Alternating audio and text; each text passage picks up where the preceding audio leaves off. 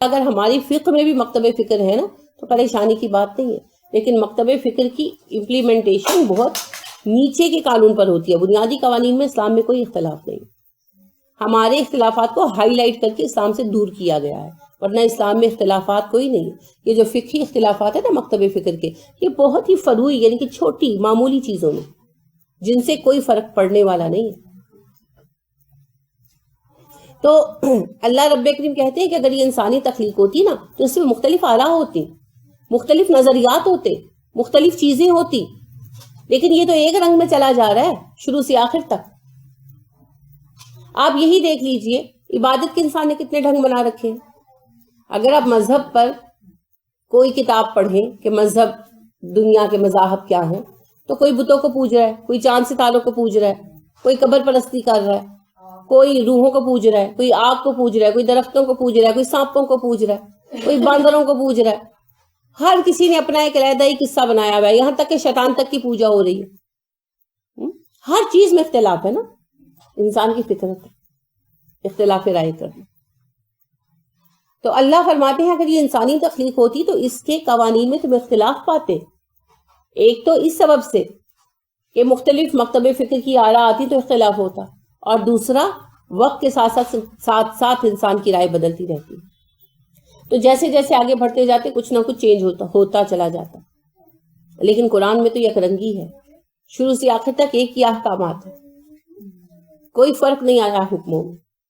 تو یہ ایک دلیل ہے اس بات کی کہ یہ انسانی تخلیق نہیں ہے، یہ ربانی تخلیق ہے، یہ اللہ کی طرف سے آیا ہے. کیونکہ اللہ جو ہے نا وہ یک رنگ ہے. اللہ رب کریم جو ہے اس کے اصول و قواعد نہیں بدلتے. وَإِذَا جب جاءہم آتا ہے ان کے پاس امرن کوئی معاملہ من الامنی امن میں سے او الخوف خوف میں سے اضاؤوا بہ فوراً اسے پھیلا دیتے. جب بھی ان کے پاس کوئی معاملہ پہنچتا ہے، کوئی اطلاع پہنچتی ہے امن کی یا خوف کی، اس کا ڈھنڈورا پیٹ دیتے. یعنی کہ کوئی افواہ سنی کہ جی حملہ ہونے والا ہے، چلو جی ہر طرف ڈھنڈورا پیٹ دیا جی حملہ ہونے والا ہے حملہ ہونے والا ہے. اب شہر میں ایک پریشانی پھیل گئی نا، بدامنی پھیل گئی. اب حالانکہ ہونا کچھ بھی نہیں ہے، صرف ایک سنی سنائی بات ہے. بالکل یہ ہونے لگا ہے وہ ہونے لگا ہے.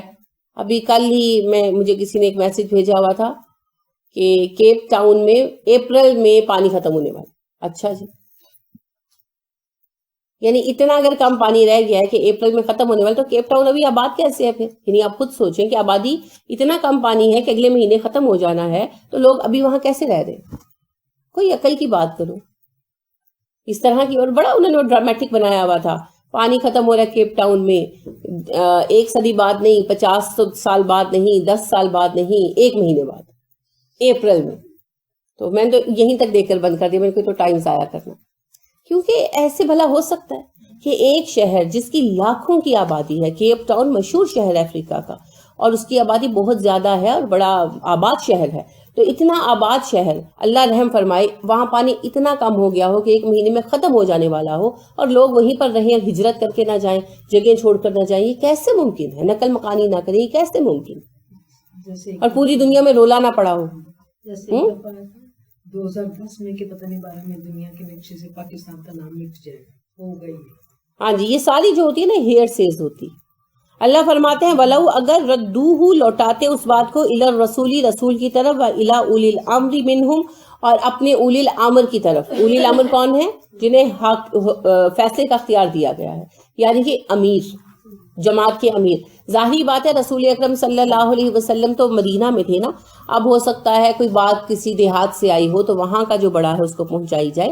یعنی جو علاقہ ہے نا اس کا جو ہیڈ بنایا گیا ہے. اگر کوئی ایسی اطلاع ملی ہے، فرض کریں مجھے اطلاع ملتی ہے کہ جی فلاں علاقے پہ ٹیررسٹ اٹیک ہونے والا، تو بجائے اس کے کہ میں لوگوں کو ہراساں کر دوں، مجھے کرنا کیا چاہیے؟ اتھارٹیز کو اطلاع کروں نا، جو متعلقہ اتھارٹیز ہے. تو اللہ یہی کہہ رہے ہیں کہ بجائے اس کے اگر یہ اس بات کو لوٹا دیتے رسول اکرم صلی اللہ علیہ وسلم کی طرف اور اولی الامر کی طرف، یعنی ان لوگوں کی طرف، ان صحابہ کی طرف جو اس وقت کی حکومت کا ایک حصہ تھے، لَعَلِمَهُ تو جان لیتے وہ الذین وہ لوگ اس کو یستنبتونہ جو استنباط کر سکتے ہیں اس کا منہم ان میں سے، تو اس کی تحقیق کر لیتے وہ لوگ جو استنباط کرنے کی صلاحیت رکھتے ہیں صحابہ میں سے۔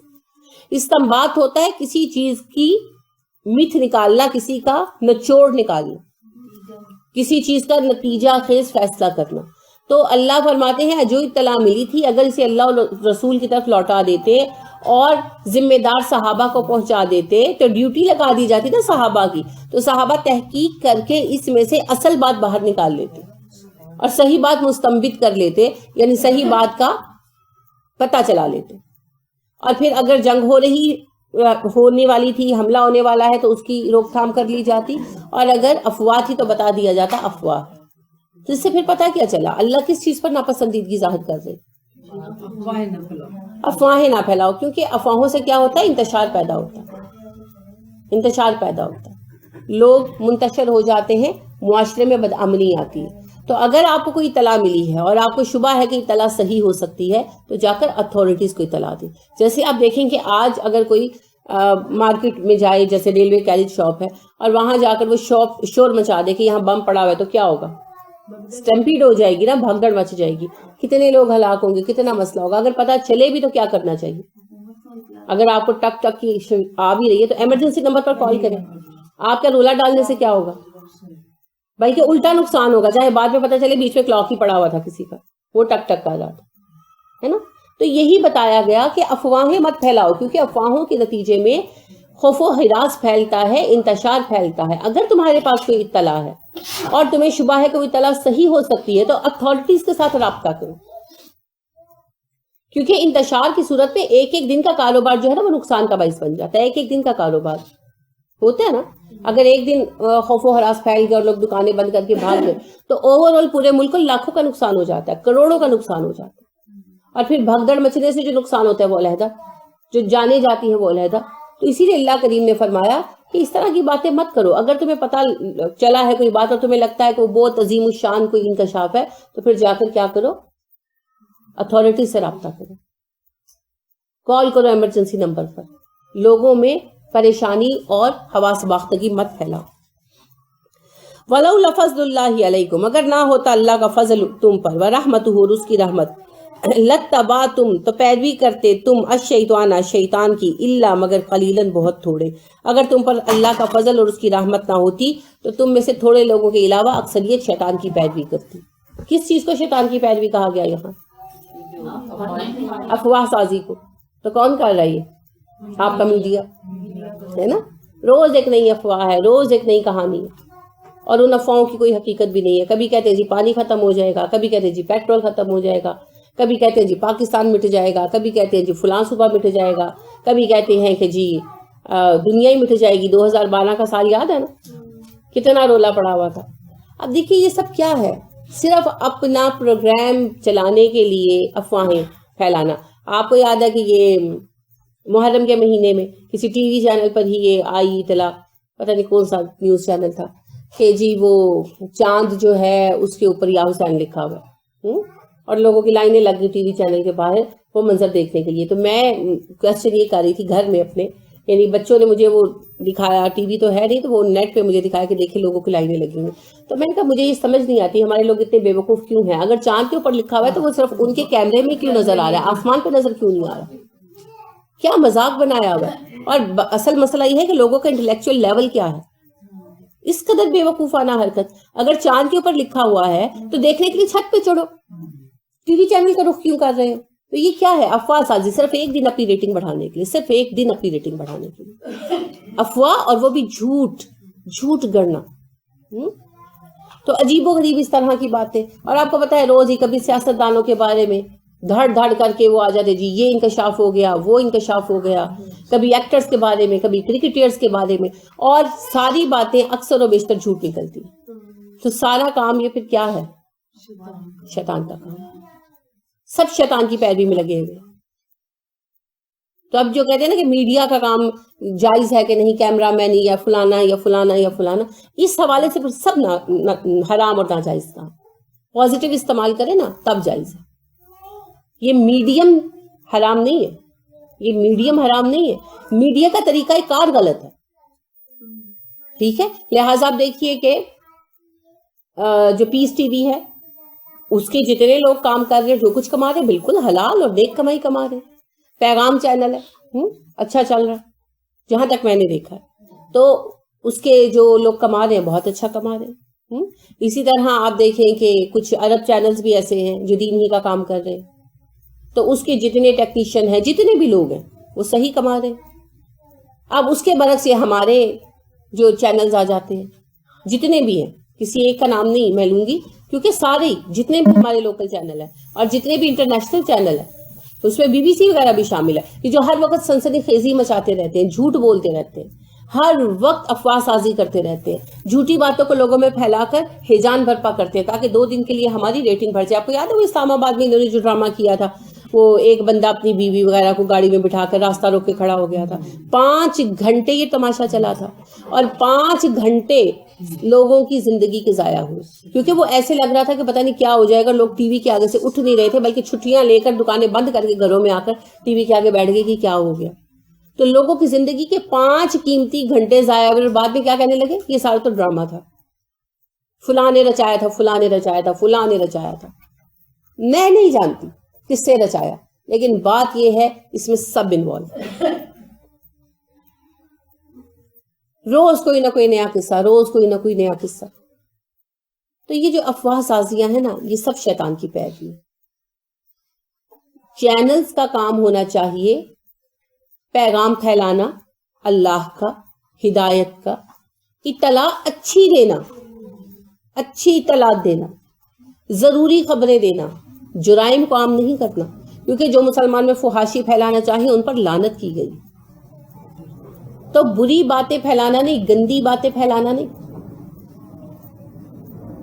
یہ تو اب تماشے بن گئے اور ان کی وجہ سے آپ کو پتہ ہے جرائم عام کیوں ہو رہے ہیں؟ جرائم کی اشاعت کی وجہ سے، جرائم دکھائے جانے کی وجہ سے.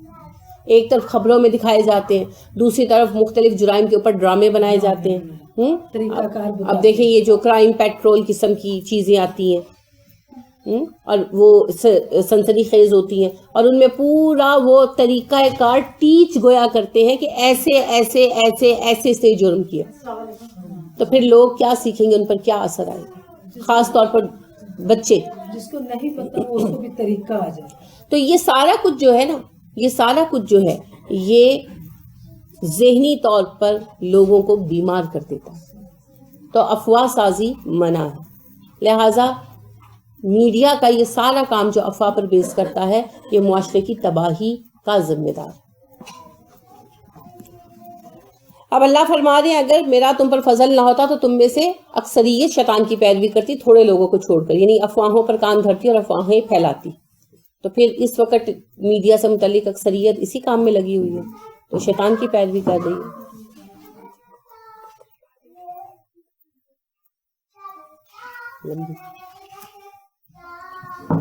فقاتل، تو جنگ کرو، فی سبیل اللہ، اللہ کی راہ میں.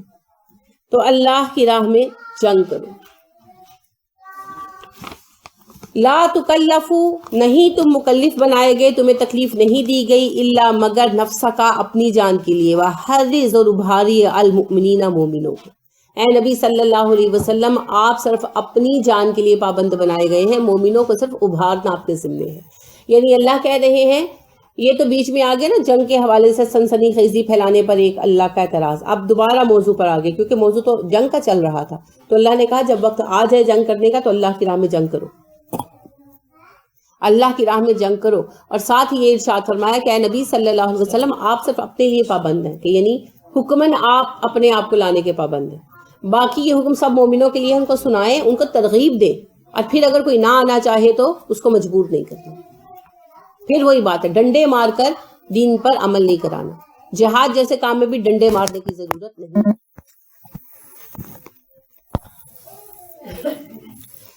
تو جہاد کے لیے بھی ایک تو فوج ہے نا، فوج کو تو جانا ہی ہے، انہوں نے تو اپنے آپ کو اس شعبے میں خدمت کے لیے پیش کر دیا. لیکن جو عام افراد ہیں ان پر جہاد جب، یعنی کہ جب جنگ شروع ہو جائے تو بنیادی طور پر ہر مسلمان پر فرض ہوتی ہے وہ جس فیلڈ میں ہے وہ کام کرے. آپ کو پتہ ہے ڈاکٹرز کی بھی ضرورت ہے، اس وقت بہت سارے کام ہوتے ہیں، وہ سر انجام دیں، اور اگر کوئی خدمت ذمے لگائی جائے تو اس کو دیں، اس کو پورا کریں، یہ فرض ہے ان کا، ٹھیک ہے. لیکن اگر کوئی انکار ہی کر دے، نہ جائے، چھپ کر بیٹھ جائے، تو پھر اسے چھوڑ دو، ٹھیک ہے. یہ اس کا یہی مفہوم ہے کہ اللہ نے کہا کہ آپ کو صرف اپنی جان کا مکلف بنایا گیا ہے، کہ آپ صلی اللہ علیہ وسلم سے سوال صرف آپ کے بارے میں ہوگا کہ آپ جہاد پر اگر جنگ ہوئی تھی تو آپ کیوں نہیں گئے، اگر آپ نہ جاتے تو. آپ تو ہر دفعہ گئے، لیکن اگر نہیں جائیں گے تو آپ سے آپ کے بارے میں پوچھا جائے گا. رہ گئے مومنین تو ان کو آپ ابھاریے، ہر اچھا مومن خود بخود جائے گا، اور جو اتنے گئے گزرے ہیں کہ جنگ کے وقت بھی پیٹ پھیر جائیں تو انہیں پھر ان کے حال پہ چھوڑ دیں. ایسا امید ہے اللہ ان کے یکفا روک دے بأسا زور جنگ کا الذین ان لوگوں کا کفروا جنہوں نے کفر کیا. امید ہے کہ اللہ جنگ روک دے کافروں کی، یا اللہ زور توڑ دے کافروں کا، دونوں ایک ہی مفہوم، ان کی شدت ختم کر دے. تو عین ممکن ہے کہ اللہ تم پر سے جنگ کی شدت ہی ختم کر دے. تو ہوئی نا، بہت دفعہ ہوئی. آپ دیکھیے کہ خندق کا جب مارکا تھا پھر اللہ نے ہی آخر کار مدد بھیجی نا، اور بغیر جنگ کے جو ہے ان کو بھاگنا پڑا. اسی طرح تبوک کے لیے جب آپ صلی اللہ علیہ وسلم تشریف لے گئے ہیں 30,000 مجاہدین کے ساتھ، تو 1,00,000 کا لشکر کیسر نے جمع کر رکھا تھا، اور کیسر جو تھے ہیراکل، اس نے خود مقابلہ آنے کا فیصلہ کیا تھا. مگر جب اسے پتا چلا کہ دوسرے یعنی اسلامی لشکر کے امیر جو ہیں رسول اکرم صلی اللہ علیہ وسلم خود ہیں، تو پھر کیسر نے مقابلے کا ارادہ ملتوی کر دیا. یہ جو بعض جگہوں پہ لکھا ہوتا ہے نا کہ بھئی وہ لوگ جنگ کی افواہ جھوٹی تھی، یہ غلط ہے. جنگ کی افواہ جھوٹی نہیں تھی. رسول اکرم صلی اللہ علیہ وسلم پوری پختہ اطلاع پر تیاری کر کے گئے تھے، سرحدوں پر فوج بھی جمع ہو چکی تھی. آخر کار جب ہیراکل پہنچا اور اسے یہ پتا چلا کہ مد مقابل مسلمانوں کے لشکر کے سپہ سالار خود رسول اکرم صلی اللہ علیہ وسلم ہیں، تو وہ جانتا تھا نا کہ آپ سچے رسول ہیں. ابو سفیان والا سارا قصہ یاد ہے نا. تو لہٰذا اسے ہمت نہیں پڑی آپ کے مد مقابل آنے کی، تو لہٰذا وہ کچھ دن وہاں رکا رہا، پھر اس نے اپنا لشکر ادھر ادھر ڈسپرس کر دیا اور خود بھی واپس چلا گیا. آپ صلی اللہ علیہ وسلم کو اطلاع مل چکی تھی اس کے واپس جانے کی. اس کے بعد بھی آپ مزید 10-15 دن رکے، تو ٹوٹل 1 مہینہ وہاں قیام فرمایا، اور پھر آپ صلی اللہ علیہ وسلم واپس تشریف لائے. تو اس طرح آنے جانے کرنے کے پورے یہ 3 مہینے کا سفر رہا. تو اللہ رب کریم نے کہا کہ عین ممکن ہے میں کافروں کا زور توڑ دوں، تو زور توڑ دیا نا اللہ. اور بھی کئی مواقع پر مسلمانوں کو مدد ملی.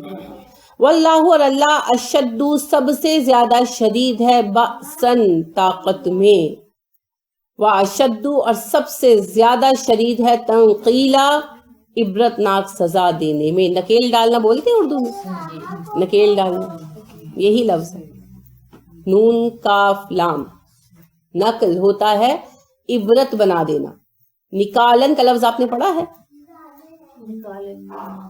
جی جی، کس قصے میں پڑھا ہے؟ نکال لما بینا اصحاب السبت، عبرت بنانا آیا یاد؟ الحمدللہ. تو اسی سے ہے تنقیلا. اللہ رب کریم کی قوت سب سے زیادہ ہے، اور اللہ سزا دینے میں ایسا سخت ہے کہ عبرت بنا دیتا ہے. تو اللہ کی طرف سے جب سزا آتی ہے نا تو وہ عبرت ناک ہوتی ہے، اللہ اسے مثال بنا دیتا ہے. اللہ رب کریم سے اللہ کا فضل مانگنا چاہیے، اور جب اللہ کی راہ میں کام کریں گے تو پھر اللہ ایسے طریقوں سے کام کرتا ہے کہ اپنے مخالفوں کو رسوا کر دیتا ہے. ایک چھوٹی سی مثال آپ دیکھیں ابو جہل کی. ابو جہل کو بہت غرور تھا نا اپنے اوپر، بڑا غرور تھا، میں بڑا پہلوان، میں فلانا، میں ڈمکانا، اور یعنی کہ کہتے تھے کہ اتنے سواروں کے برابر ہے ابو جہل، اور اتنے سواروں کے برابر ہے کہ اکیلا جو ہے نا اتنوں سے نمٹ سکتا ہے. تو بڑا اس کے اوپر مان تھا لوگوں کو. تو اللہ رب کریم نے پھر اس کو کیا سزا دی؟ اسے 2 بچوں کے ہاتھوں ذلیل کروایا، اور آخر کار مرتے وقت بھی اس نے انصاری صحابی کے ہاتھوں قتل کروایا. تو لہٰذا ابن مسعود نے قتل کیا. تو ابن مسعود کہتے ہیں کہ وہ کہنے لگا کسی قریشی کو بلا کے لا، وہ میرا سر کاٹ. تو کہتے مجھے ہنسی آ گئی. پھر اسی نے کہا یہاں سے جی گردن کے پاس سے کاٹنا.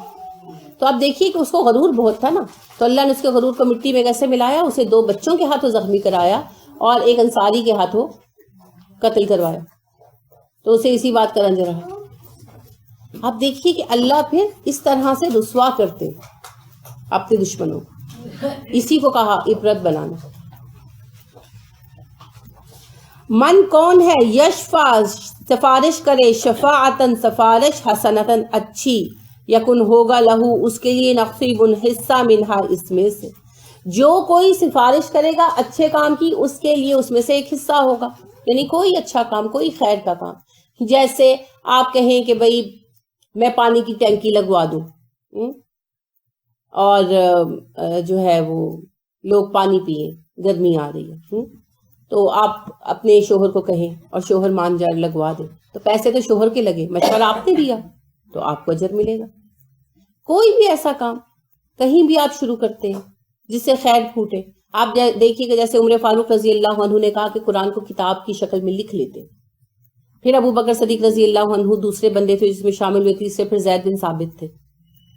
تو ان لوگوں نے یہ کام کیا, تو جہاں بھی دنیا میں جب بھی قرآن پڑھا جائے گا اس کا اجر ان کو جاتا ہی رہے گا, کیونکہ اس خیر کا آغاز انہوں نے کیا.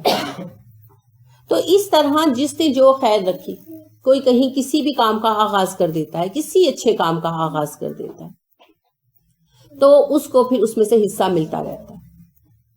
اس کی ایک چھوٹی سی ایک مثال میں عرض کرتی ہوں کہ جیسے ہم نے جب نیٹ پر کام کرنے کا فیصلہ کیا تو ایک بچی نے گروپ بنایا, ایک بچی نے جو ہے ہمیں سیٹ کر کے دیا, اور بیچ میں جب مسائل پیش آئے تو دو بچے ایسے ہیں جو وقتاً فوقتاً ہمیں مدد دیتے رہے. جب مسئلہ پڑ جاتا تھا, کوئی کام اڑ جاتا تو ہیلپ دیتے تھے. تو وہ براہ راست کام نہیں کر رہے, لیکن جب تک یہ لیکچرز چلتے رہیں گے تب تک انہیں ان کا اجر ملتا رہے گا. تو جو بندہ کسی نیکی کے کام میں کسی طرح کا حصہ ڈالتا ہے اس کو اس کا اجر ملے گا. اب یہاں اس سے مراد یہ نہیں ہے کہ نیکیاں ایجاد کی جائیں گی, یہ مراد نہیں. ٹھیک ہے, یہ جو بدعت سیئہ بدعت حسنہ کی بحث کرتے ہیں نا, اس آیت کو انٹرپریٹ کرتے ہیں غلط طریقے سے, یہ مراد نہیں ہے. اچھائیاں وہی ہیں جو ہیں, دین میں نئے طریقے ایجاد کرنے کی بات نہیں ہو رہی. دین کے کام کو کرنے کے لیے دنیا میں جو ہم طریقے اختیار کرتے ہیں ان طریقوں میں سے کسی طریقے کو استعمال کرنے کی بات ہو رہی. یعنی دین کے کام کو کرنے کی کوئی سہولت فراہم کرنا, یا دنیا میں ہی کسی مسلمان یا انسان کی مدد کرنے کے لیے کوئی کام کرنا. جیسے آپ دیکھیے عبدالستار عیدی صاحب کا سیٹ اپ ہے, تو انہوں نے شروع کیا نا, اب جب تک یہ سیٹ اپ چلتا رہے گا ان کو اس کا اجر ملتا رہے گا. اسی طرح آپ دیکھیے جلال الدین وقف ہاسپٹل ہے, کب کا بنا ہوا ہے, نیتیں اللہ جانتا ہے, لیکن ہم یہ حسن ظن رکھتے ہیں کہ اچھی نیت سے بنایا گیا, تو جس نے بنایا جب تک یہ چل رہا ہے تو اجر ملتا رہے.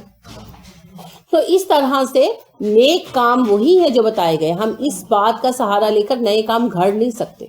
یہ جب بناتے ہیں نا مختلف عبادات کے طریقے, ایسے ذکر کر لو, ایسے وظیفے پڑھ لو, تو پھر کہتے ہیں کہ جو نیکی کا کام کرتا ہے اس کو اجر ملتا ہے قیامت تک کے لیے. یہ حق نہیں ہے. دین میں عبادات تخلیق کرنے کا حق نہیں ہے اس کے ذریعے. جو دین کے مروجہ طریقے ہیں, مروجہ طریقے, ان کو عام کرنا, لوگوں کے درمیان ان کو پہنچانا, دین کی تبلیغ کے لیے سہولیات دینا, دین پر لوگوں کے عمل کو آسان کر دینا, یہ ہے سہولیات. یہ فراہم کریں تو ان پر اجر ملے گا. فرض کریں کہ مسجد کے صحن میں بہت دھوپ آتی ہے, کسی نے لا کر اس کے اوپر کپڑا ڈال دیا, کوئی ٹینٹ لگا دیا, الحمدللہ اس کو اجر ملے گا. لوگ گزرتے ہیں, باتھ روم نہیں ہے اور دور تک سڑک ہے لمبی, اور لوگ روڈ سائڈ پر بیٹھ کر پیشاب کر دیتے ہیں, کس نے وہاں باتھ روم بنا دیا. یہ ہے ثواب کا کام. یعنی کام وہی ہے, لوگوں کو ان کاموں کے لیے سہولت فراہم کرنے میں اجر ہے, اور جو پہل کرے گا اس کو اجر ملے گا, اور دوسرے کے اجر میں کمی نہیں ہوگی. تو رسول اکرم صلی اللہ علیہ وسلم کے پاس ایک صاحب آئے, کہنے لگے اللہ کے نبی صلی اللہ علیہ وسلم, میرا سواری کا جانور مر گیا, میں مسافر ہوں, مجھے سفاری کے لیے جانور دے دو. آپ صلی اللہ علیہ وسلم نے فرمایا میرے پاس تو کوئی ایسا جانور موجود نہیں جو میں آپ کو دے سکوں. تو ایک صاحب کہنے لگے اللہ کے نبی صلی اللہ علیہ وسلم, میں انہیں ایسے بندے کے پاس لے جا سکتا ہوں جو انہیں جانور دے دے, کہ ان کے کسی صحابی کے پاس موجود ہوں گے, ان کو پتا ہوگا. تو آپ صلی اللہ علیہ وسلم نے فرمایا جو کسی کو خیر کا راستہ بتائے اسے اتنا ہی اجر ہے جتنا دینے والے نے دیا. کہ یعنی اگر وہ اونٹ دیں گے تو تمہیں اونٹ کا اجر ملے گا, اگر وہ فرض کریں کہ گائے دیں گے یا گھوڑا دیں گے تو اس کے برابر اجر ملے گا. کہنے کا مطلب یہ کہ خالی بتانے والوں کو اتنا ہی اجر ملے گا. تو آپ صلی اللہ علیہ وسلم نے کہا کہ جو بندہ کسی کو نیکی کی طرف بلائے تو اسے نیکی کرنے والے تمام لوگوں کے برابر اجر ملتا ہے, بغیر ان لوگوں کے اجر میں کوئی کمی ہوئے. اسی لیے صحابہ کرام رضی اللہ عنہم علیہم اجمعین نیکی کی بات بتانے میں سبقت کرتے. ومن اور جو کوئی یشفع سفارش کرے شفاعتن سفارش سیئاتن برائی کی یکل لہو تو اس کے لیے کفل الحصہ ہے منہا اس میں سے. جو برے کام کی سفارش کرے اس کے لیے اسی میں سے حصہ ہے. برے کام کی سفارش کیسے ہوتی ہے؟ بڑی LCD لا کے لگاؤ جی 64 انچ کی، یہ کیا چھوٹا سا ٹی وی رکھا ہوا ہے. کیبل لگوا کر دینا بچوں کو، ان کے پیسے بھرنا. بچوں کو نیٹ کے اوپر رنگ رنگ کے پروگرام چلا کر دینا، اور باپ یا ماں منع کرے تو دادا دادی کا لڑنا کی ہو گیا تو سیدھے بچے پیچھے ہی پے رہنے. ہوتا ہے نا گھروں میں. اگر بچی پردہ نہیں کرتی، بال کھول کر بےہودہ لباس پہن کر گھر سے نکل رہی ہے، اور بےہودہ لباس کیا ہوتا ہے؟ سلیو لیس پہنے ہوئے ہیں، نیٹ کے بازو لگائے ہوئے، نیچے شمیز بھی نہیں لگائی، یا آپ کے ٹراؤزر یہ جو سکن ٹائٹ آپ بچوں کو پہناتے ہیں. آپ نے پڑھی تھی حدیث، رسول اکرم صلی اللہ علیہ وسلم نے کہا جو عورتیں ایسا لباس پہنیں گی کہ لباس پہن کر ننگی نظر آئیں گی، انہیں جنت کی خوشبو بھی نہیں آئے گی، حالانکہ جنت کی خوشبو 500 سال کے فاصلے سے آنا شروع ہو جائے گی لوگوں کو. تو آپ کو سکن ٹائٹ پاجامے اس میں شامل دکھائی نہیں دیتے؟ تو سکن ٹائٹ کپڑے پہنا کر آپ بچی کو بھیج رہے ہیں، تو بھائی یا باپ بولی اور بچی کی آڑ بن جانا، تم تو پیچھے ہی پڑے رہتے ہو میری بچی کے، اپنی بیٹیوں کو پالنا چھوڑ دو اسے اس کے حال پر، ابھی میں زندہ ہوں. ہوتی ہے نا مائیں، کرتی ہے نا، بھائیوں سے لڑ پڑتی ہے، تم کون ہوتے ہو میری بیٹی کو روکنے والے؟ یہ ہے برائی کی سفارش کرنا. باپ سے بچیوں کی باتیں چھپا لینا، یعنی کہ جیسے باپ کہتے ہیں، فرض کرے والد کہتے ہیں کہ بھئی یہ لباس نہیں پہننا، یا یہ چیز نہیں لینی، یا فلاں پارٹی پہ نہیں جانا، کسی وجہ سے منع کرتے ہیں، اور جب ابا چلے گئے آفس تو پیچھے سے بیٹی کو بھیج دیا، مت بتانا، میں بھی نہیں بتاؤں گی. یہ ہے برائی کی سفارش کا. ٹھیک ہے. اسی طرح بچوں کو موسیقی کی چیزیں، یہ چیزیں لے کر دینا. تو جو بھی برا کام کریں گے سزا بھگتنی پڑے گی. اب ایک نارمل چھوٹی سی بات دیکھیں جو ہمارے گھروں میں عام ہے. باپ لگوا کے دیتے ہیں کیبل، پیسے دیتے ہیں کیبل، ساری عمر دیتے ہیں نا ابے پیسے، پھر ابا جی مر جاتے ہیں اور وہ کیبل بچے اور پوتے سب دیکھتے رہتے ہیں، تو ابا جی کو وہاں ثواب مل رہا ہے. انا للہ و انا الیہ راجعون. آپ نے کبھی سوچا کہ جتنے گھنٹے وہاں کیبل چل رہی ہوگی اور بیٹھ کر بچے دیکھ رہے ہوں گے، اتنے گھنٹے وہاں کیسی تواضع ہو رہی ہوگی ابا حضور کی؟ سوچا کبھی؟ یعنی پیسے دے کر جہنم خریدنا.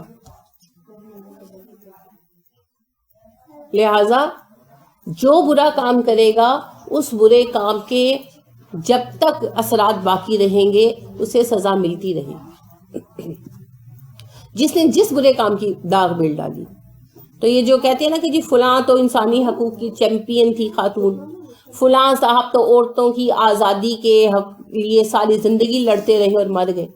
تو جتنی بچیاں بے راہ روی کے رستے پر آئیں گی اور جب تک وہ خراب ہوتی رہیں گی تب تک وہ وہاں جواب دہی کرتے رہیں گے. مذاق نہیں ہے، کیونکہ وہ داغ میل ڈال کر گئے ہیں نا، تو داغ میل ڈال کر گئے.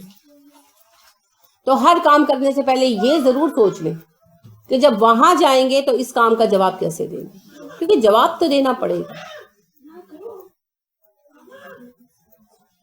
تو خاص طور پر یہ ٹی وی اور یہ چیزیں جو ہے نا، ان کے لیے ذرا سوچ سمجھ کر پیسے دیا کریں، سوچ سمجھ کر ان کے اوپر اخراجات کیا. دیکھیں موبائل بنیادی طور پر ٹی وی دیکھنے کے لیے، چیزیں دیکھنے کے لیے نہیں ہے. آپ نے جب خرید لیا نیٹ کے اوپر پاس ورڈ لگائے، اصل چیز نیٹ ہے. بچوں کو اگر آپ چند اچھی چیزیں ڈاؤن لوڈ کر دیں، جیسے بچوں کی بڑی اچھی اچھی نظمیں بھی ہیں چھوٹے بچوں کے لیے، بسم اللہ والی ایک آتی ہے نا، اس طرح کی کئی چیزیں، عبد الباری ہے، اس طرح اور کچھ چیزیں، تو ان میں سے چند چیزیں آپ ڈاؤن لوڈ کر لیں اور نیٹ بند کر دیں تو بچے محدود ہو جائیں گے وہی چند چیزیں دیکھنے کے لیے. موبائل یا ٹی وی یہ تو اصل میں میڈیم ہے. بات یہ ہے کہ ہم بچوں کو دکھا کیا دیں. مسئلہ یہ نہیں کہ آپ ٹی وی نہ رکھیں یا LCD نہ رکھیں، یا تو آپ چلائیں نا اس کے اوپر اچھے پروگرام، آپ صرف اس کے اوپر دینی یا سائنسی چینل چلائیں. بہت اچھا چینل ہے ڈسکوری، ضرور دکھائیں بچوں کو، علم میں اضافے کا باعث بنتا ہے، اچھا علم دیتا ہے. اور کئی علمی چینلز ہیں. کیوں ہر وقت اتنی بڑی بڑی LCD لگا کر تو ننگے ناچ ان کے اوپر آلموسٹ دیکھتے رہتے ہیں؟ ننگے ناچ ہی ہوتے ہیں. اتنے انہوں نے ٹائٹ کپڑے پہنے ہوتے ہیں یا سکن کلر کے ڈریسز پہنے ہوتے ہیں، اور جسم کا ایک ایک حصہ ابھار کر، یعنی کہ وہ لباس اتار دینا تو اتنی دلکش نہ نظر آئیں، یعنی جس طرح کے انہوں نے لباس پہنے ہوتے ہیں وہ اریانی سے بڑھ کر ہے.